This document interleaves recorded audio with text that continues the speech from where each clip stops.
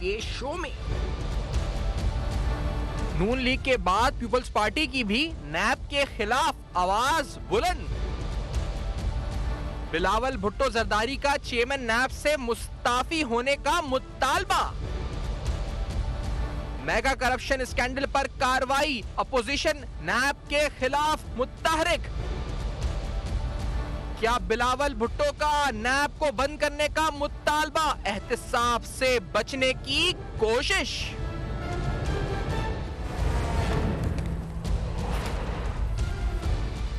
अस्सलाम वालेकुम। बसपर्दा हक़ाइक़ सनसनीखेज इंकशाफात प्रोग्राम बेनकाब में हूँ आपके साथ सैफान खान।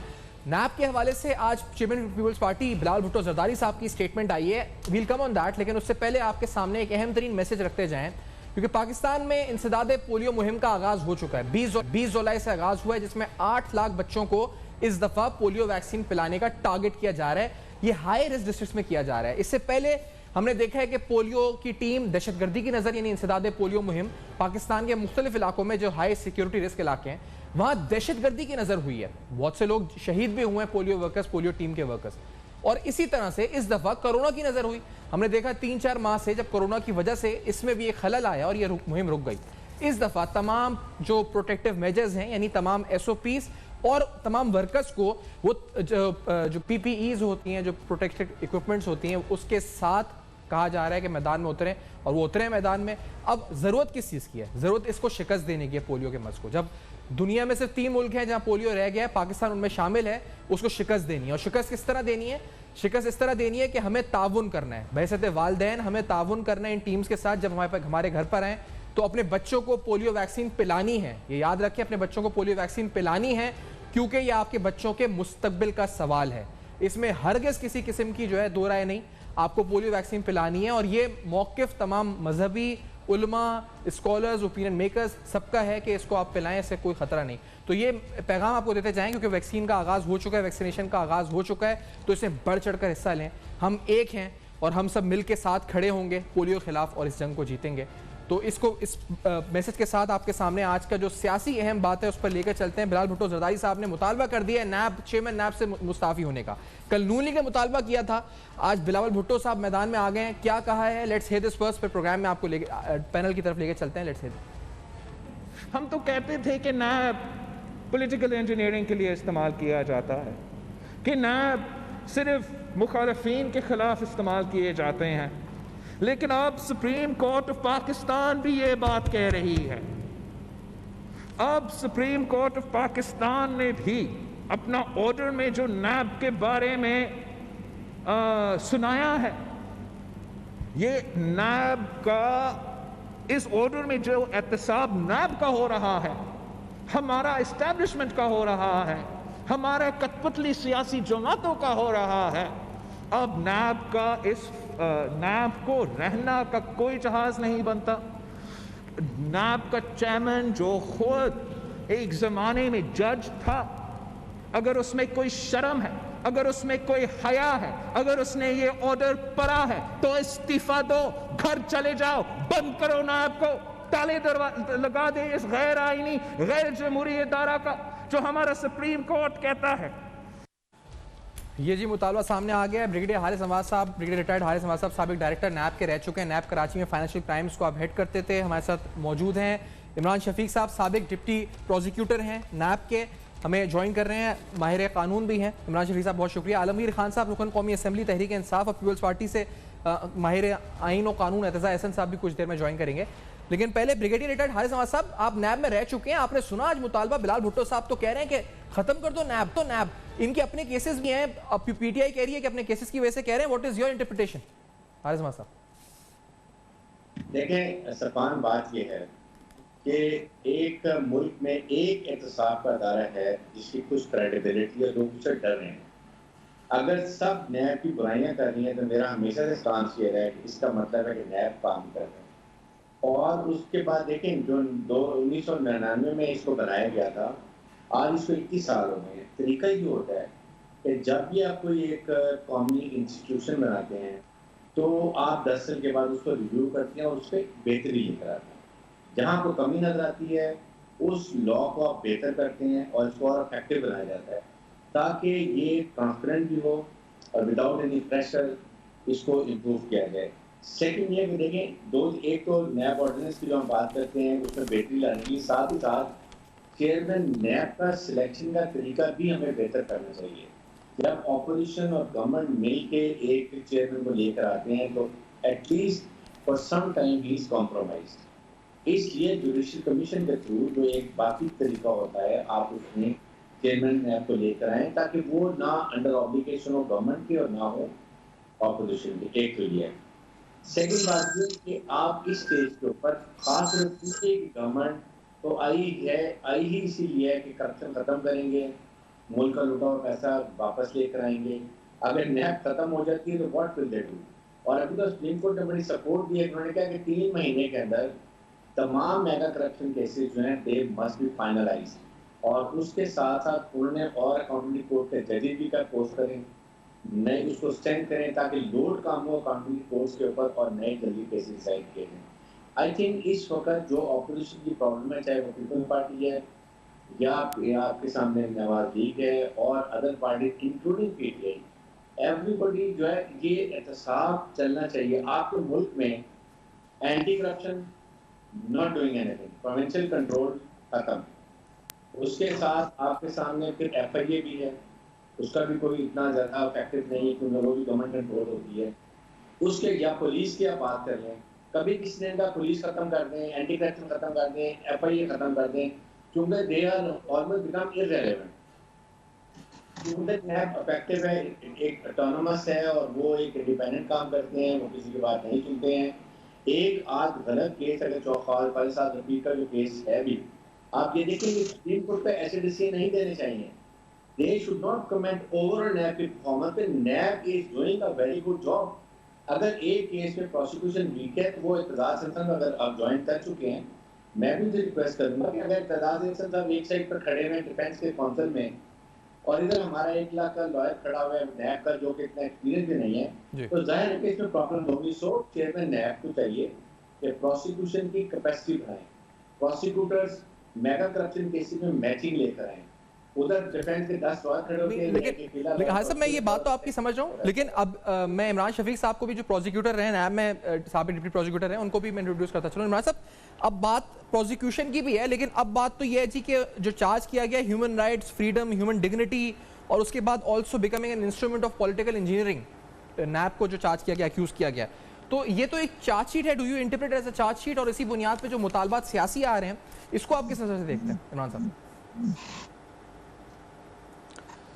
देखें, इसमें एक चीज़ तो वाज़ेह है कि पिछले 20-21 साल किसी इदारे को चलने के लिए और उसको अपनी कारकर्दगी दिखाने के लिए बहुत हुआ करते हैं। नैब 21 साल उसकी उम्र हो चुकी है।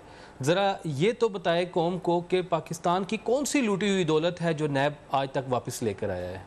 वो कितने बड़े केसेस हैं, कितने पाकिस्तान के जिसमें करप्ट लोगों को नैब ने पकड़ के सज़ाएँ दिलवाई और उन केसों में कामयाब हुआ।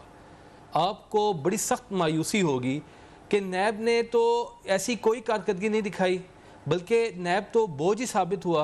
और सुप्रीम कोर्ट ऑफ पाकिस्तान ने जो अभी जो ऑर्डर जारी किया है, वो ऑर्डर अगर आप उसको पढ़ें तो उस ऑर्डर को पढ़ने के बाद तो आपको ये बात साफ समझ में आ जाती है कि जनरल मुशर्रफ साहब ने इस इदारे को वजूद दिया था और इस इदारे को वजूद देने के लिए जो उसके पैसे पर्दा मकासद थे वो अदालत ने साफ लफ्ज़ों में बता दिए हैं कि नैब क्या करता है। नैब देखें, किसी इदारे पर जो बना करप्शन को ख़त्म करने के लिए हो, लेकिन उसका जो माजी सामने आता हो, जिस तरीके से उसने काम किया हो, वो क्या हो, वो अदालत ये कहे कि नैब एक इंजीनियरिंग, पॉलिटिकल इंजीनियरिंग का टूल रहा।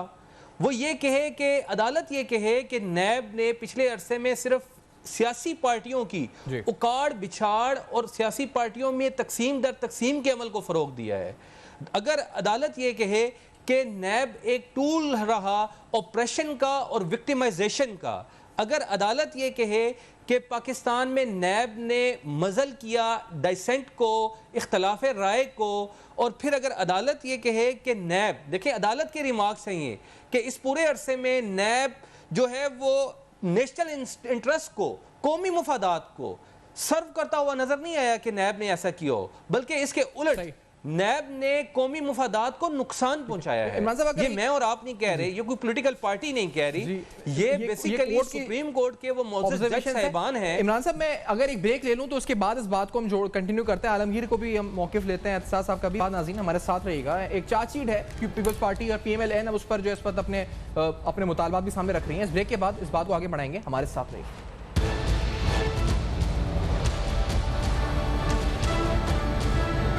Welcome back. आप देख रहे हैं बेनकाब, और बेनकाब में आपके सामने अहम तरीन सवाल रख रहे हैं। आज बिलाल भुट्टो जरदारी साहब ने मुतालबा किया है कि चेयरमैन नैब इस्तीफा दें, नैब को ख़त्म कर दिया जाए। इससे पहले नून लीग साद रफीक साहब, उनके फैसला आने के बाद, जमानत के तफसीली फैसले के बाद नून लीग की तरफ से मुतालबा हुआ था। आलमगीर खान साहब, पाकिस्तान तहरीक इंसाफ के रुकन कौमी असेंबली, आपसे जानेंगे PTI का मौक़िफ़ क्या होगा इसके? और देखिए, एक चीज तो ये तय है कि आज इनको तकलीफ इसलिए हो रही है कि आज इनके लोग जो है वो नैब ज़दा हुए हैं आज, क्योंकि ये नैब इन्हीं के दौरों में बनाई गई। नैब के जो कवानीन है क्यों नहीं चेंज किए अपने दौर हुकूमत में। जो केसेस हैं आज इन पर, वो इन्हीं के बनाए हुए एक दूसरे पर केसेस हैं ऑपोजिशन के। मकसद ये है कि आज जब बात उन पे आई तो इनको नैब से तकलीफ मिल रही, नैब के खिलाफ बातें कर रहे, बयान दे रहे। ये जरूर है, हम हमारे वजीर आजम भी कह चुके हैं कि नैब से हम मुतमईन नहीं हैं। अगर नैब हमारे मुताबिक या हमारे इन्फ्लुएंस में, टोटली हमारे इन्फ्लुएंस में होती तो शायद आज 30 की जगह 300 लोग अंदर होते। ये क्योंकि एक तो जो केसेस हैं ये बहुत टाइम टेकिंग, बहुत ज्यादा टाइम लेते हैं, फैसले आने में बड़ी जो है वो टाइम लगता। और एक इन्होंने बिल्कुल ठीक फरमाया मुझसे पहले जो साहब है कि अभी तक जो पैसा रिकवर करना था वो रिकवरीज नहीं होती, और कौम इसी उम्मीद के साथ और हमें हमारी हुकूमत तो आई है तो साहब के नाम पे थी, तो ये इनडायरेक्टली हमें इसका बड़ा जो है वो डिसएडवांटेज मिलता कि हमारी हुकूमत से जुड़ी हुई नैब वो जो भी केस चलाती, जिसके ऊपर चलाती, पहले गिरफ्तार करती, फिर केस चलता, और वो केस लंबा चलता, टाइम लेता। इसके लिए हमने कुछ कवानीन भी बनाए थे, नेशनल असेंबली से पास किए, वो भी प्रोसेस का हिस्सा है। साथ ही साथ नैब का बजट बढ़ाया गया, ये आप कह लें इसको इक्विप किया गया। ये बहुत ही वो चाहे पर्सनल की सूरत में हो, चाहे रिसोर्सेज की सूरत में हो, इसको बजट में इसके लिए खास एक हिस्सा रखा गया। ये जो नैब खत्म करने का मुतालबा है, आपने कोशिश की, आपकी हुकूमत ने, सही है कि खत्म करने के मुतालबे के, फिर आप तो साथ नहीं खड़े, इसका मतलब?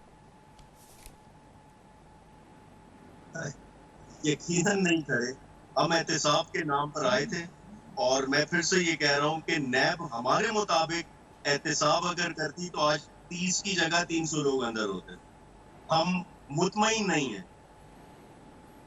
300 लोग अंदर होते हैं, अब 30 अंदर हुए हैं, तो फिर कहा जा रहा है कि ह्यूमैनिटी और तमाम जो डिग्निटी के प्रिंसिपल्स हैं इमरान साहब, तो 300 अंदर होते तो फिर तो और लंबी चार्जशीट बन जानी थी। इमरान शफी साहब, देखें, इशू ये नहीं है, इस चीज़ को समझने की ज़रूरत है कि एहतसाब के ख़ात्मे की कोई बात नहीं कर रहा। एहतसाब तो सुप्रीम कोर्ट सबसे ज़्यादा कंसर्न इस चीज़ पर है कि एहतसाब होना चाहिए। पाकिस्तान की आवाम भी ये समझती है कि एहतसाब का, अकाउंटेबिलिटी का प्रोसेस एक कानून के मुताबिक, आइन के मुताबिक, जो लॉ है, दुनिया के यूनिवर्सल प्रिंसिपल्स हैं, उनके मुताबिक होना चाहिए।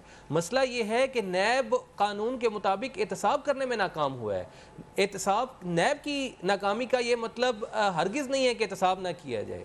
एहतसाब का इदारा नैब जिस तरीके से कायम किया गया था, उसकी बुनियाद गलत थी।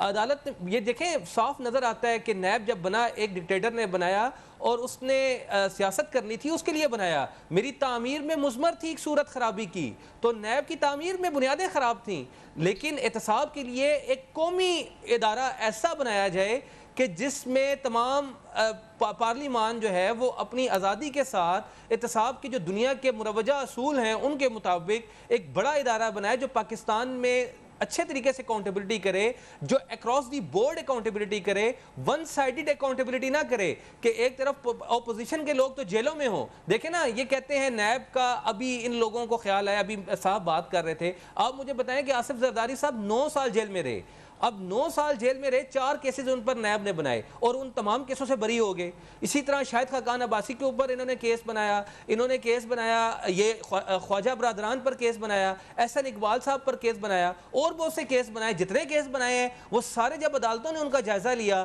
तो वो सारे के सारे ऐसे लगता है जैसे खोखले केस हैं जिनकी बुनियादें कोई नहीं है, और उसकी बुनियाद पर कहते हैं कि हम अकाउंटेबिलिटी करने जा रहे हैं। और दूसरी तरफ एक दूसरा तबका है जो हुकूमत में है, उन पर बड़े बड़े इल्ज़ामात हैं। और आप अभी देखें रिसेंटली कि नैब के पास एक केस था जुल्फी बुखारी साहब का। अब जुल्फी बुखारी के केस में नैब ने इन्वेस्टिगेशन शुरू की। इन्वेस्टिगेशन शुरू करने के बाद अचानक पता चला कि वो इंक्वायरी क्लोज हो गई है, और इन्वेस्टिगेशन इस बात की थी कि आप 24 साल की उम्र में आपके पास इतने असासे कहाँ से आ गए, इतनी कंपनियों के मालिक आप कैसे बन गए, और उसमें इक्विटी कहाँ से आई। यही इन्वेस्टिगेशन थी। कल उन्होंने अपने असासा जार डिक्लेयर किए हैं, उसमें उन्होंने जो अपने असासा जार डिक्लेयर किए हैं वो सारे डिक्लेयर कर दिए हैं और बता दिया कि मैं इतनी कंपनियों का मालिक हूं, मेरे पास इतनी दौलत है। लेकिन नैब के पास सवाल ये था कि ये दौलत आपके पास कहां से आई, लेकिन नैब ने वो तफ्तीश बंद कर दी, क्लोज कर दी। कौम को भी नहीं बताया कि वो तफ्तीश कैसे क्लोज हुई। तो सवाल जन्म लेते हैं जब मालूम जब का केस हो, बाकी सारे केसेस तो वो वन साइडेड जब होगी तो कौन सवाल करेगी, वो पूछेगी कि ऐसा क्यों है। अच्छा, आप बुनियादों की बात कर रहे हैं तो हमारे समाज साहब क्योंकि अपने आप को ये साबित जनरल मुशर्रफ साहब का नाम आ रहा है, आप उनकी पार्टी में भी रहे हैं, इमरान शफी साहब कह रहे हैं कि बुनियादें गलत थी, आप शुरू में भी साथ रहे हैं, बाद में भी साथ रहे हैं। वाकई में क्या गलत बुनियादों पर बन गया था ये इदारा? हारिस समाज साहब नहीं, ऐसी बात नहीं, आई डोंट एग्री विद ये शफीक साहब की वजह से। देखें, एक मुल्क में खुदा का शुक्र करें कि एक कोई कौमी अदारा है जिस पर किसी की इजाजतदारी नहीं है, और चाहे कहीं ना कहीं जब इतने बड़े मेगा केसेस होते हैं कहीं ना कहीं कमजोरियां हो जाती हैं। लेकिन बात ये हमें समझने की है कि इतने केसेस जो पहले इतनी कन्विक्शन हो रही हैं वो भी देखना चाहिए। प्रॉब्लम यहाँ पर ये हुई है कि इनके पास हर किस्म के केस लेने शुरू कर दिए। एक तपेदार का केस, पटवारी का केस इनके पास है, इंस्पेक्टर का केस इनके पास है, क्लर्क का केस इनके पास है। फॉर दैट ये नैब का काम नहीं है। NAB is to go for mega corruption cases. आप लिमिट रखेंगे 10 करोड़, या जिसमें पब्लिक एट लार्ज या पब्लिक मनी इन्वॉल्व है, या पब्लिक अकाउंट जो अपॉइंटमेंट होल्डर्स हैं या ब्यूरोक्रेट्स हैं, ना they have to be held responsible. ज्यादा एनर्जी इसलिए हो जाती है कि आपने हर केस में घुस गए हैं।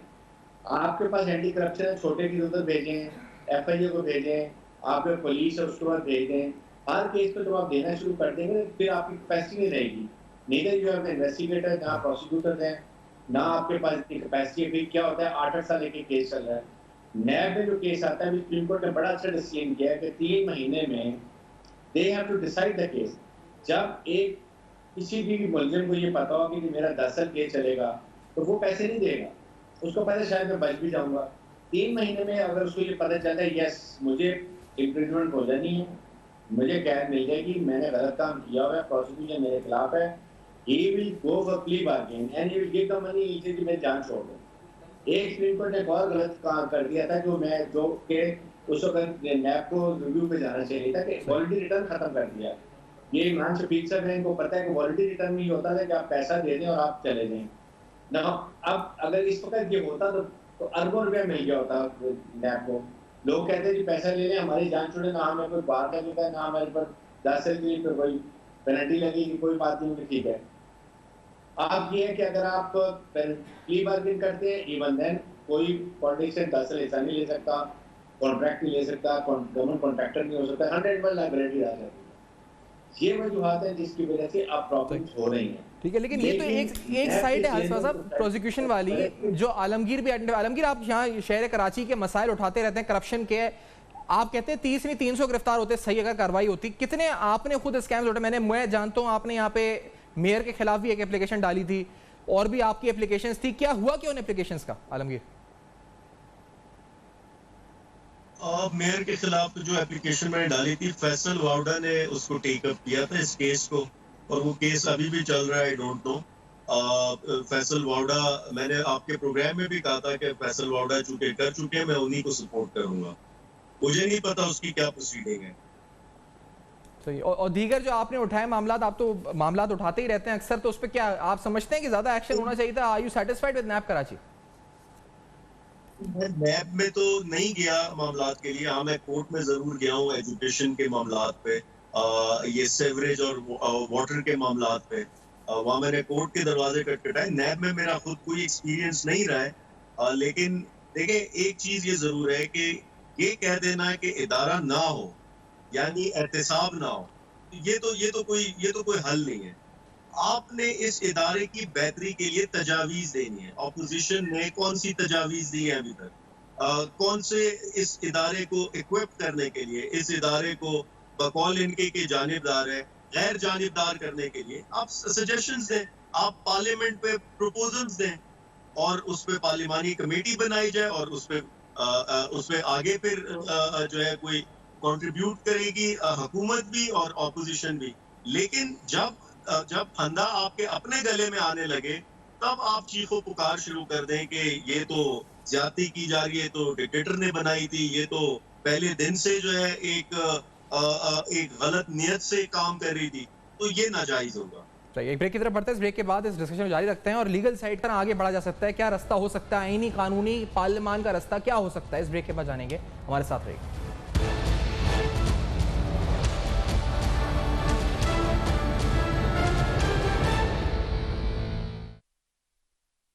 Welcome back. आप देख रहे हैं बेनकाब। बेनकाब में अहम तरीन सवाल कि अब इल्ज़ामात और ये कहा जा रहा है कि नैब जो है उसको अबेंडन कर देना चाहिए, कि नैब को ख़त्म कर देना चाहिए, चेयरमैन नैब को मुस्ताफ़ी हो जाना चाहिए। सुप्रीम कोर्ट के फैसले में अहम जो ऑब्जर्वेशंस हैं ये भी बड़ी अहम है। एतज़ा एहसन साहब से जानते हैं, सीनियर माहिर कानून है, माहिर आइन है, कि वो क्या समझते हैं यहाँ से निकलने का रास्ता क्या है? क्या कोई नया कानून और आइन सियासतदान इस पर मुत्तफ़िक हो सकते हैं, पार्लियामान मुत्तफ़िक हो सकती है? इसका इम्कान क्या है एतज़ा एहसन साहब आपकी नज़र में? जहाँ तक चेयरमैन नैब की ताल्लुक है, उसकी तो बहुत बेइज्जती हुई है। इतनी बेइज्जती मैंने किसी ओहदे या किसी इदारे के सरबराह की इस किस्म की बेइज्जती होती तो नहीं देखी। यहाँ तक के और ये कि वो साबिक सुप्रीम कोर्ट के जज भी रहे हैं, तो मेरे ख्याल में तो इस्तीफा एक उनके लिए ऑनरेबल ऑप्शन है। वरना इस मुल्क में इस्तीफे कौन देता है? और एक ऑनरेबल ऑप्शन उनके पास यही है जो उनके साथ, और उन्होंने किया भी क्या है, करते भी ये रहे हैं कि 20-20 इंक्वायरियां रोज खोल के पता नहीं कि आप मेरी पोतियां देखें, मैं इससे उधर जंप कर रहा हूँ, उधर से उधर जंप कर रहा हूँ। रोज 10 इंक्वायरियां खोली हुई होती थी, कोई एक भी किसी नतीजे तक पहुंचा नहीं सके। फिर लोगों को एक मुल्ज़िम को आप पकड़ लें, गिरफ्तार कर लें और 90 दिन उसको गिरफ्तार रखें, तो ये तो कोई बात ना हुई। और बगैर अदालत में पेश किए, तो ये बहुत ड्रैकोनियन पावर थी उनके पास जी, और उन्होंने उनका नाजायज इस्तेमाल किया। अच्छा ऐसा साहब ये फरमाइए, क्योंकि ये तो बिल्कुल आपने जो आपका तज्ज़िया इस पे और जो फैसला भी आया है, लेकिन डिवाइड रेंजिंग पावर्स और दीगर मामलात, लेकिन इसका हल रिफॉर्म्स नहीं है? यानी जो उनके अरेस्ट पावर्स हैं या जो नैब के अंदर खामियां हैं, नैब के कानून में खामियां हैं, तो इस पर क्या लीगल रिफॉर्म्स हैं? वो किस तरह मुमकिन? यानी पार्लियामान करेगी, ये तो एक शख्सियत चले जाए, लेकिन अगर आप कहते हैं कि पूरा स्ट्रक्चर ही अगर मामलात हैं, स्ट्रक्चरल फ्लॉज हैं, वो किस तरह आपको हल होते हुए नजर आ रहे हैं? ये तो पार्लियामान ने फैसला करना है ना, पार्लियामान के पास फैसला है और पार्लियामान को इस पे बड़ा सीरियसली सोचना चाहिए। इसमें बहुत डिफेक्ट है। अब आप देखें, मीर शकील उर रहमान को बिठाया हुआ है, कुछ समझ ही नहीं आती कि 150 दिन से वो एक आदमी की बेल नहीं हो रही, जमानत ही नहीं हो रही, और जमानत मांग रहा है। वो कोई और चीज नहीं, वो बनियत नहीं मांग रहा, वो सिर्फ जमानत मांग रहा है। और जमानत किस बात पे मांग रहा है? जो एक मुकदमा 34 साल पुराना है और बादी नजर में वो दीवानी मुकदमा है, फौजदारी मुकदमा है भी नहीं, एक प्राइवेट ट्रांजैक्शन है। अब नैब नहीं चाहती, नैब उसकी बेल अपोज कर रही है। मैं चेयरमैन नैब हूँ, तो मैं तो पहले दिन उसको खुद ही, मैं एज इंटीरियर मिनिस्टर बहुत सारी प्रोसिक्यूशन समझता था कि ये प्रोसिक्यूशन मुनासिब ही नहीं है, मैं लिख देता था कि ये मुनासिब नहीं, वापस भेज देता था। ये तो वैसी थी कि जिसपे चेयरमैन नैब को कहना चाहिए था कि मीर शकील उर रहमान के खिलाफ अगर कोई केस बनता भी है लेकिन ऐसा 34 साल तो करना है।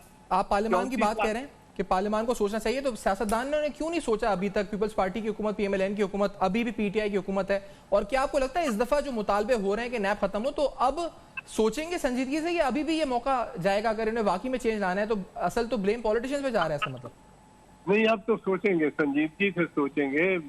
मकबूल जस्टिस मकबूल बाकिर की जो जजमेंट है वो इबरत का ताजियाना है। अब तो यकीनन सोचेंगे। अब सोचेंगे। ठीक है, शुक्रिया आपने ज्वाइन किया प्रोग्राम के अंदर। आप कह रहे हैं जी कि सोचेंगे, क्योंकि इसमें हारिस समाज साहब आपकी राय ले लें कि नैब को ब्लेम करना चलें ठीक है अपनी जगह, लेकिन नैब में जो फ्लॉज हैं उसको दूर करने के लिए जो पॉलिटिशियंस को करना चाहिए वो भी तो वो नहीं कर सके। जब हुकूमतें भी आई तब भी नहीं हुआ। हारिस समाज साहब, लेकिन सफान ये बात मैं कर रहा हूँ कि क्यों नहीं किया गया, जब इतनी पिछले 2008 से लेके आज तक सिविल डेमोक्रेटिक गवर्नमेंट्स हैं, और उसको प्रॉब्लम ये रही है कि जो आता है वो अपनी मर्जी के लॉ लाना चाहता है, अमेंडमेंट्स करना चाहता है, जो पॉसिबल नहीं होनी चाहिए। इशू ये है कि सबको बैठना चाहिए, लेकिन इसको और स्ट्रॉन्ग करें। पाकिस्तान में करप्शन जो है वो हर अदारे में घुस चुकी है, एक कॉमन नॉर्म्स कि ये अब हम देखते हैं कि it is just normal thing. पुराने ज़माने में होता था, अगर कोई एक करप्शन करता था पूरी सोसाइटी उसको इग्नोर करती थी, कहते थे ये देखो ये रिश्वत वाला आदमी इंसान है। अब it's a part of it. So the idea is कि आप इसको और मजबूत करें, अच्छा करें, और चेयरमैन नैब के लाने के तरीक़ाकार को बेहतर करें ताकि वो किसी से कॉम्प्रोमाइज़ ना हो कराए। और फिर सेकेंड ये कि आप इसको कैपेसिटी बढ़ाने के लिए ये सख्ती से ये ऑर्डर होने चाहिए कि छोटे छोटे केसेस मत लें। ये एंटी करप्शन के काम है, प्रोविंशियल लेवल के होने चाहिए। यहाँ पर बड़े केस आए, उसके बाद अरेस्ट करने के लिए बिल्कुल एक पहले इंक्वायरी करें, और अगर इंक्वायरी में आपको बिल्कुल नजर आती है एक्शनेबल प्रोसिक्यूशन एविडेंस, फिर आप उसको अरेस्ट करें और उसके बाद उससे बार्गेन भी करें। प्री बार्गेन उससे जो पैसे लेने लें, वरना रेफरेंस को फाइल कर दें। फिर उसके बाद 3 महीने में हर हालत में केस को क्लोज करना चाहिए। Justice delayed justice denied is a principle जो हर एक को मालूम है। ये बात आप सही कह रहे हैं कि एक नोटिस लेने के बाद फिर लगता है कि नैब सो गया, उसके ऊपर आगे कुछ नहीं हो रहा, ये बड़ा गलत तासुर इससे जाता है। इमरान साहब आप, क्योंकि जी ये है इमरान साहब, आप समझते हैं ये लैक ऑफ प्रोफेशनलिज्म है क्या? SOP का मसला है क्या? कहते हैं कि हम इतने दिन में खत्म करेंगे केस और टाइमलाइन, लेकिन वो होता नहीं है, फिर नोटिस हो जाता है। ऐसा साहब भी कहते हैं कि इंक्वायरी फिर इंक्वायरी चलती रहती है, कोई नई शुरू होती रहती है। देखें, एक इसको अब ब्रॉडर पर्सपेक्टिव में अब देखने की ज़रूरत है। वो ये है कि पाकिस्तान में इस वक्त करप्शन को डील करने के लिए बड़े पैमाने पर तो 3 इदारे काम कर रहे हैं। FIA भी करप्शन को देखता है, नैब भी देखता है, और एंटी करप्शन इस्टेब्लिशमेंट्स भी हैं वो भी देखती हैं, और इंतज़ामी तौर पर मोतसिब, वफाकी मोतसिब और बैंकिंग मोतसिब के इदारे भी कायम हैं। और भाई एक करप्शन को डील करने के लिए आपने इतनी तकसीम कार कर रखी है। पाकिस्तानी अवाम का टैक्स है, वो पैसे देते हैं, ये इदारे चलते हैं, ये एक इदारा ये सारे काम कर सकता है, और आपने उसको 4-5 हिस्सों में डिवाइड कर रखा है, और फिर उनकी अदालतें भी अलग अलग हैं, और ये सारा बोझ है जो पाकिस्तान की अवाम बर्दाश्त कर रही है। एक बात तो ये है। दूसरी बात आप ये देखें, नैब ने बड़ी तफ्तीश पर तो कभी एतमाद नैब पर किया ही नहीं जा सकता। आप शुगर स्कैंडल हो जाए तो उसके लिए जो कमीशन बनता है वो FIA उसको डील करती है। आप ये देखें, पनामा केसेस हैं, उसके लिए अलग से GIT बनी। इसी तरह जो अभी जो केसेस चल रहे हैं पीपल्स सिंध गवर्नमेंट के, पीपल्स पार्टी की जो खिलाफ जो मुख्तलिफ केसेस हैं जो मनी लॉन्ड्रिंग के, वो सारे के सारे GIT बनी और उसने तफ्तीश की। यानी नैब बतौर इंडिपेंडेंट इदारा जो इन्वेस्टिगेशन करे, बड़े बड़े स्कैंडल्स को की तहकीक करे, उसने पिछले अरसे में तो नैब ने ऐसा कोई काम किया ही नहीं। नैब ने जो केसेस उठाए हैं वो एहसन इकबाल साहब वाला, और ये शायद खान अब्बासी और इस तरह के, या राजा परवेज अशरफ साहब वाले जो केसेस हैं, आप देख लें इनका क्या अंजाम हुआ है। तो और इन केसों के बारे में अदालतों के रिमार्क्स हैं। किसी आप पॉलिटिकल पार्टी तो देखें चीखती चलाती रहती हैं, उनके चीखने चलाने पर आप इतराज कर सकते हैं कि ये शिकंजे में आए हैं तो इसलिए बात कर रहे हैं, लेकिन अदालत तो किसी शिकंजे में नहीं होती। अदालत तो आजादी के साथ केस का जायजा लेती है, एक एविडेंस की प्रूव करती है, और उसके बाद कहती है कि ये देखिए आप लोगों ने ये काम किया है। साहब, मैं आपके पॉइंट्स जो अब तक है वक्त, मैं आलमगीर साहब का भी लास्ट कमेंट लेना चाह रहा हूं। आलमगीर साहब, अभी इन्होंने कहा एहसास साहब ने कि सियासतदानों को अब संजीदा होना पड़ेगा, तो ये फिर ये बातें ही हैं पीपल्स पार्टी और नून लीग की, या आप समझते हैं संजीदा होंगे इस दफा? आलमगीर साहब, मैंने यही अर्ज किया कि ये सियासी बयानात से आगे बढ़ के तजावीज़ की तरफ आए, पार्लियामेंट में तजावीज़ लेकर आए, इकट्ठे बैठ के इस पे कोई कंस्ट्रक्टिव कंट्रीब्यूशन करते हैं और कोई कुछ निकालते हैं। दूसरी बात ये इन्होंने बिल्कुल ठीक कही, आइडियल ये है कि एक ही इदारा हो। ये जो मुख्तलिफ इदारे बना दिए हैं, मुख्तलिफ हर इशू को डील करने के लिए अलग से इदारा, ये दुनिया में कहीं नहीं होता और ये अजीब सी एक कंफ्यूजन और कॉम्प्लेक्स सिचुएशन बनाई। तीसरी चीज ये देखिए, एक चीज मैं आज खुद हुकूमत का नुमाइंदा होके ये कह रहा हूँ कि मैं मुतमईन नहीं हूँ नैब से, वो उनकी कैपेसिटी मजीद बिल्ड करने की जरूरत है। और हम जिस तरीके से, जिस तेजी से हम उनसे रिस्पॉन्स या रिजल्ट्स चाहते वो नहीं मिलते।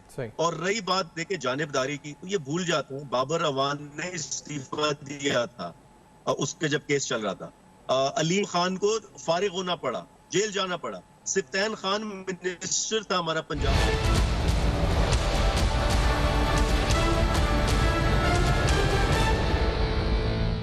Welcome back. आप देख रहे हैं बेनकाब। बेनकाब में आपके सामने आज सुप्रीम कोर्ट के फैसले और फैसले की रोशनी में पॉलिटिकल पार्टीज की तरफ से और नैब के अगेंस्ट जो इस वक्त बाकायदा बयानबाजी हुई और कहा गया कि नैब को ही सिरे से खत्म कर दिया जाए, चेयरमैन नैब मुस्ताफी हो जाए। वो बात ठीक है, लेकिन आपको प्रोग्राम में जाते जाते बताते जाएं कि एक तरफ तो जावेद इकबाल साहब हैं जिनके आने के बाद यकीनी तौर पर कमरुज़्ज़मान चौधरी साहब के जो इससे पहले चेयरमैन नैब थे, एक वाज़ेह फ़र्क हमने नैब में देखा है। लेकिन दूसरी अहम बात यह कि बात एक शख्सियत की नहीं, बात एक इंस्टीट्यूशन की भी है। तो हम उम्मीद रखते हैं कि सियासतदान भी अपने गिरेबान में झांकेंगे कि इतने साल तक जब नैब एक ऑर्डिनेंस ही रहा और ये लोग इसको एक एक्ट नहीं बना सके, कानून नहीं ला सके, एहतसाब का कानून जिसका आज चीख रहे नहीं ला सके, तो इसमें जिम्मेदारी शायद सियासतदानों की भी है। शायद क्या, बल्कि पूरी जिम्मेदारी सियासतदानों की है। एक तरफ नैब है, नैब में ये ज़रूर है कि केसेस बहुत स्लो हैं, बहुत सारी इंक्वायरीज शुरू हो रही हैं, रिफॉर्म्स की बहुत ज़्यादा ज़रूरत है। लेकिन दूसरी तरफ सियासतदानों को भी अपने गिरेबान में झांक के सेल्फ रिफ्लेक्शन करने की ज़रूरत है कि आखिरकार कानून क्यों नहीं आया। ऐसा